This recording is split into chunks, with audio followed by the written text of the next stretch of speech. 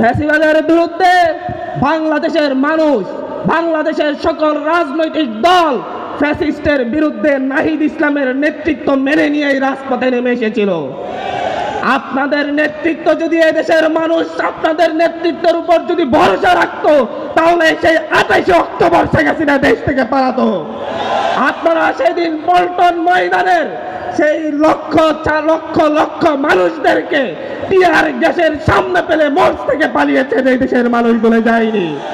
কিন্তু নাহিদ ইসলামেরা, আসিফ মাহমুদরা এই দেশ থেকে পালায় নাই।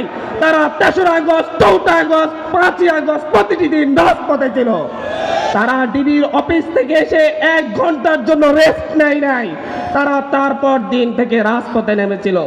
আজকে আপনারা নাহিদ ইসলাম, আসিফ মাহমুদের চাইতে নিজেদেরকে দেশপ্রেমিক মনে করছেন।